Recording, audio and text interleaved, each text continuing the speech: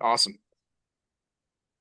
All right, guys, welcome into a special episode of the Queen City Soccer Show. I'm joined as always by Level Up Luke. But Luke, today we have a very special guest with us. It's Mr. Tommy Scoops. Tom, how you doing, man? What's going on, boys? Doing pretty good. Good deal, good deal. So, Tom, you got a lot. Awesome. You got a lot going on right now, man. It's opening day of transfer for MLS for the secondary window. So, I know your phone's probably ringing off the hook, so we won't keep you long. I know you got some new gigs going on too. Tell us a little bit about what you got going on, man. Yeah, it's been a busy 6 weeks, that's for sure. Myself and David Goss, one of my good friends and absolute legend in the business, started Soccer Wise podcast. Do shows twice a week on MLS. There's a Discord that you're in that is a whole lot of fun. I've enjoyed that a lot and talking soccer with Goss. And we're really excited for what this might become, but it's super new and it's been really overwhelming, like the support that has come with it, like that. In the midst of this, I took an offer from Give Me Sport to start writing there, leaving the Athletic, which was obviously a difficult decision. I still love the Athletic and my former coworkers now, so it feels weird to say that because they're all my friends. But yeah, so I have a new home for writing, and then something that had been in the works for a while. I'm going to be a regular contributor to some of the fine programs on CBS Sports Golazo, which I'm really, really excited about, given that a lot of my friends do work with them. So I've been long impressed by their talent identification. You might have to question it now if they identified me to bring me on to some of the programs. But the professionals and everything that they're putting into that channel is only good news for American soccer fans. Yeah, for sure. Absolutely. Hey, Tom, thank you so much for joining us, man. Congratulations on the new endeavor. And Thank you. this is Scoops season, man. So we want to do more of an evergreen episode and talk more about you and your background. Can you tell folks, how did you get into the Scoops business and take it over? Yeah, that's a great question. It's funny too that like I didn't even necessarily want to. It was probably more fear than anything else, but like I started doing like I was at MLSsoccer.com and Sam Stageko, who's no longer in the journalism game, but a name that many people know. He was at MLS Location and disorder, right? yeah, it was before he went to the Athletic, he was at MLSsoccer.com where when I started there, that was kind of my first like real soccer job. And like I got to learn from Sam, and then within a couple months, Sam took his job at the Athletic, and they didn't hire anybody to like replace Sam at MLSsoccer.com. And my boss was like, "Yeah, you can start kind of doing some of the stuff that he did. You learn from him, right?" And so started gathering sources, relationships, all that. And my boss at the time was like, "I think that you have a knack for this, like your relationship building, your understanding, you're able to kind of manage all of this and package it correctly and intelligently. Not intelligent, take that back. That is incorrect. And package it coherently, I guess, would probably be a little bit better. And he was like, I don't want you working on match nights and doing like columns on takes about the games and stuff. And I was like, I don't agree with that. It was fear, honestly, for me, because like, dude, you're only as good as your sources are. What if that didn't keep developing? And like, we all have a little bit of an ego, and it's like, oh, like, what do you mean that I'm watching a game and me having an opinion? Like, shouldn't that be enough? Like, oh, my analysis, my thoughts are super interesting, right? Like, I'm Yeah. like not like in reality, like I wasn't not like I was standing out from like Matt Doyle is so much better at like tactical analysis of Joe Lowry. You go down, Charlie Boehm is a better writer than me. Tenorio, Pablo Maro, Jeff Ruder, Felipe Cardenas, like oh, like you kind of go on down the list. Like I could keep on going, right? Like, but my boss saw that, like he's like, I think that you have a unique ability to do this like reporting stuff. I pushed back. I was like, no, but I really don't feel like, right? Like, so he's like, just trust me. He's like, listen, if you hate it, if it's not going well, whatever, we'll talk about it again after a few months. Like, fine, whatever, I trust you. And it's the best decision I ever made that like I didn't even make, you know what I mean? So that was a super interesting one. And then it just kind of grew from there. And it gets easier. Like obviously some of the relationships, like I started at MLS Soccer like 2018. So there's like a lot of relationships I've had now for like 5-6 years and like legitimate friends and like legitimate, like it's all like blurred the lines in that, like it's just talking soccer with your friends a lot of the times, right? Yeah. Like and that doesn't mean any biases or anything, but just at the base of it, like the way one sporting director described it to me is like, he's like, yeah, I gotta go home. I was like, obviously we're all crazy, like we care so much about we're always thinking about this. He's like, my wife, I don't want to, my wife doesn't want me to talk about like what I did today at work, right? Like, so it's just kind of like that. It's like the extended community of like what we're doing right now. And it's like how those relationships get built. Yeah, no, I Yes. agree. And I was gonna say, obviously we got you on here. We want to be respectful of your time. I seen the video that you dropped, talking about Charlotte FC's transfer window and all this. What you got? You got anything for us with Tim Ream? You got anything? Yeah, no updates on Tim Ream. I'd still like I'm trying to be careful with my words here that like I haven't heard anything to suggest that it's not going to happen. And for whatever, it's been like more than a month now of like No. I was told it's more or less going to get done, about to get done, whatever. Right? I haven't heard any updates, and I haven't heard anybody tell me like, "Oh, you should be worried." Well, like I'm a little bit worried because of the time, and like I know that these things aren't easy, and like leaving Fulham where he's been out a decade, and just like that transition, all of that. Like I know that it has to be managed and massaged, and there's a lot of people involved, right? Like so, I'm assuming that's what it's down to, but I kept figuring that like okay, by the window opened July 18th. Like I figured that something would be ready to be announced, and clearly it's not. Yep. But again, overall, I still think it's going to get done. It makes too much sense for everybody, and like again, all of the positive reasons about why this would be a really good signing. But yeah, nothing new to report, unfortunately. Yeah, I'm with you. Yeah, and going back to the sense of community with the fellow soccer writers and the soccer community, of fans and media, a really interesting post, and you were kind of talking about it in your YouTube video. Can you tell me about the All-Star game and this whole MLS All-Star experience, and what does that mean to you? Yeah, I love this question. I don't know how interesting other people find it, but like, so I appreciate you asking it. Like, I like its core, just love hanging out with, like, I love doing like these things, right? Like, we're just talking a podcast, right? Like, I use the example about David Goss, like one of the people I love talking to, and now I'm talking to him for a ton of hours every week for the podcast. I see him in person a handful of times a year. Like the last time I saw him in person was when we were at GA Cup in Florida in March or April, whatever that was, right? Like so, like Weeby, all of the the club people that I see, like MLS league staff, like all this, like fans and friends and all this stuff. I just love the idea of being able to be around people that you talk to online all the time and you get to be with them for a few days in person. It's always a ton of fun. That's why I love All Star. I love MLS Cup. I want to be careful. It's not a vacation. Like I do plenty of work while I'm there. Do plenty of writing, plenty of reporting, all that stuff. But like, I always look for like do all the things you can do, all the things you need to do, and then like hey, where do you want to go for dinner? Oh, what are we doing? Or like soccer wise, we're doing a live show in Columbus. And it's like, who's gonna come? And like who can't we like we'll do the show and then hey, we're gonna hang out there for a couple hours. Anybody who wants to chill, like if you have any interest in sitting around and talk, we'll keep talking, right? Like, and I want to meet you people. I want to hear your thoughts, your takes, your experiences. So like that's what you do it for, honestly. Like be like writing and stuff is like a lonely endeavor. And like I'm not fucking Ernest Hemingway, so that sounds like a silly thing to say, but like that's like I love the communal aspect of things. I love the like growing up playing soccer, all this like college. Like the thing I miss most about college soccer is the locker room. I don't miss the 2 days, right? I don't even necessarily miss the game so much because I love playing adult league soccer, but like I miss the locker room, I miss the camaraderie. So anytime that we can get that when we mostly get it virtual is a huge win for me. Yeah, absolutely.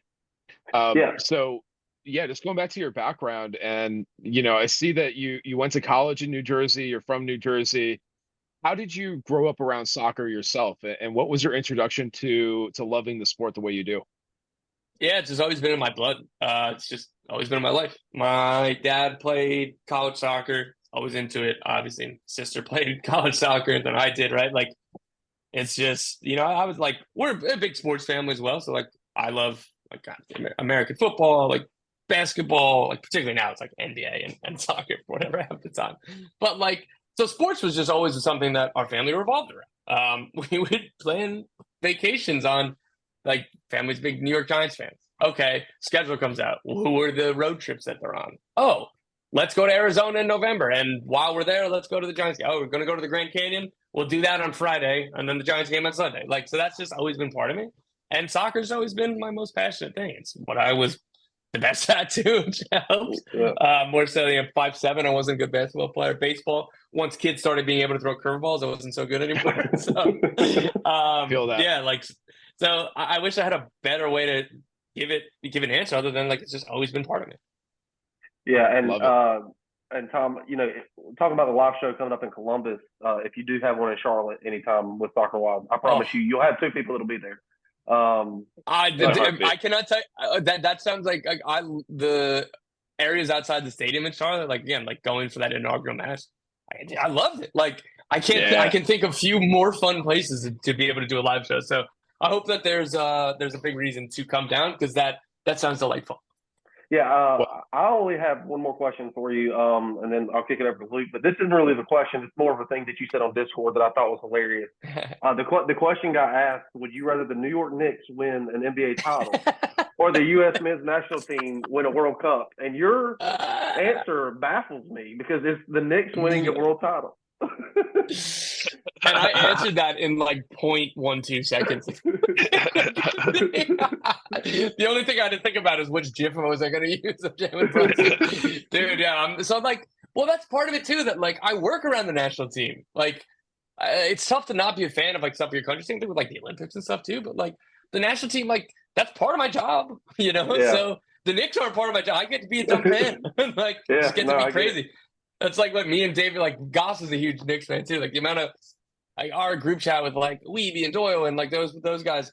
Like when the Knicks traded for Mikal Bridges, like Goss and me sent like I don't know 120 messages in all caps. Weeby tried to ask like an MLS question, and we were like, "Shut up!" Like we're talking about Miles Bridges now. So it's just that passion that, and again, like not there being no connections to work and just basketball. Like the little free time I have, I try to watch as much NBA, consume as much NBA as I can. So yeah, it's an easy answer for me. Yeah, and I'm gonna throw out there for Cole. I'm wearing my Syracuse hat right now. Like, you don't understand the suffering of Knicks fans. The suffering of the USMNT is very recent. The suffering of Knicks fans goes back a very long time. So with the I gotta Syracuse respect hat, the answer. this dog in this painting, that's Mello. Dog's Let's so go. that's where the answer is. His kid is coming to Syracuse too. It looks like to start playing Oh like hell next year. yeah! Or the I year didn't after. know that. Oh, I love that. Man. Hell yeah! So yeah, NCAA 25 just dropped. Did you get a copy? Are you playing it? I did, dude. Let's go. Again, like the biggest problem is I just don't have enough time to call. Like I'm trying to manufacture time whenever I can.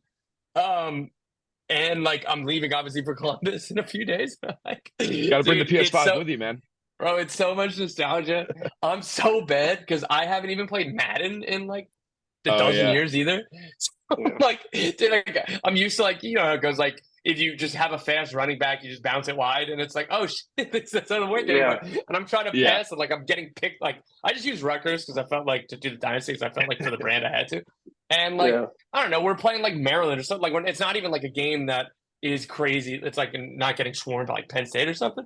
And like, I can't pass the ball more than 5 yards down the field without worrying about getting intercepted. I'm so bad. Feel that. But we're building, baby. We're building.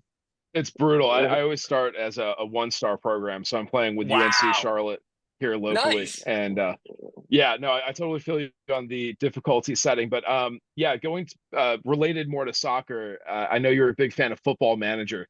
Can you tell me about your favorite Football Manager save file? What is that? What was that franchise? What did the program look like for you?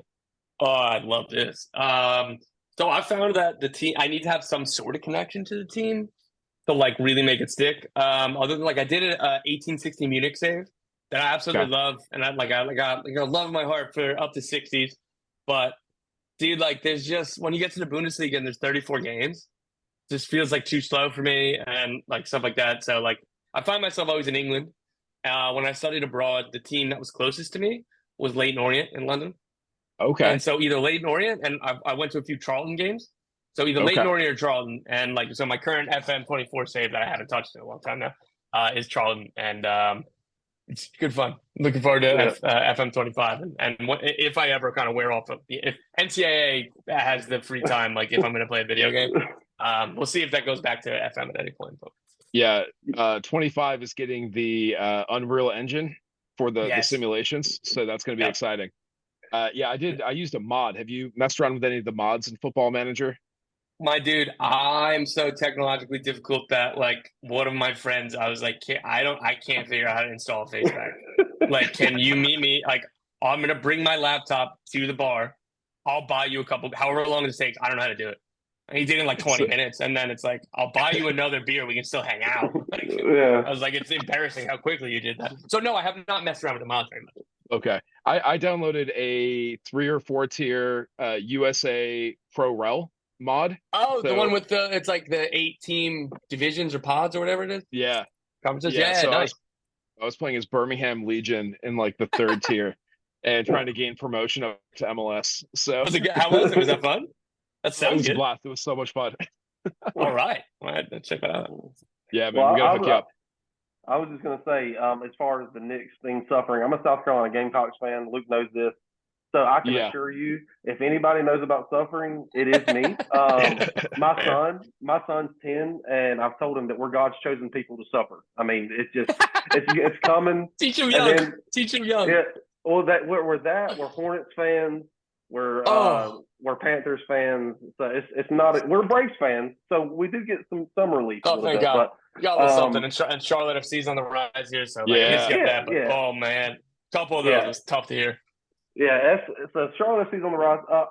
Before we get you out of here, what is your expectations for Charlotte FC this transfer window, and what is your expectations for this team for the rest of the season? Very high. This team is legitimately, I dare say, very good, and maybe that's placing too much in assuming that a new DP is going to take this team to another level. Liel Abada had been slept on for a little while because he was signed like late in the transfer window, and then he was a little injured. He's a little bit in and out. He's a legitimately very good DP, very good signing. Patrick Ajimong Hive, obviously. But what is so good about this team and what has made me so bullish on them is that the foundation is completely legit. And the way that teams take jumps in MLS, or like if the baseline is this and they're getting points, like when Abada wasn't available, Copetti was leaving and whatever, like they were picking up a lot of points with no DB. And like that's down to structure. That's down to the individual players that are in that like hardworking, bought into the game model. That's down to Dean Smith, and that's down to the front office of filling the roster with solid players. It's harder to have the foundation than it is to get it right. Like when they sign a designated player, like they're going to sign a DP center forward. Like first of all, Ajimong's playing really well, but like if you sign a killer number 9, that's easier than having to sign a new center back, 2 new center mids, a goalkeeper, a left back, and getting rid of a bunch of bad contracts. So my expectations continue to go up and up. The fact that they got 4 points in 2 road games to Columbus and Cincy, it's huge. It's incredible for literally any team in the league to get that. Like that's a gauntlet. That's as difficult as it gets in MLS right now. And like they should be extremely bullish. And like I have optimism that they hit on the DP9. And like for now, Karol Swiderski comes back. They have another that he's say what you want. Like both sides want to move on, but like for the interim, so that's just another very good player to choose from. Yep. Hey, last question, maybe, Cole, just to round things out here. Can you explain the new roster rule mechanism that MLS unveiled today for the listeners? Yeah, I'll try to do it at like 10,000 feet so we don't get into the weeds or whatever here. The new rules, there are 2 paths that you can take with your DP and U22 slots now. The first one is 3 DPs, 3 U22 initiatives. The reason why, like, to use a real term, Charlotte FC signed Petkovic last winter, or like whatever, 18 months ago. He had to be with Crown Legacy FC for the whole year because they could not open a U22 initiative slot. Because the previous rules said if you have 3 DPs, one of those has to be a young DP or under max TAM, and you only get 1 U22 initiative slot.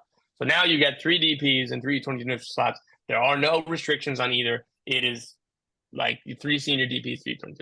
Or you go 2 senior DPs, 4 U22 initiatives, and you get allocation money. I like that there is going to be debate and decisions, and teams will use this differently and try things.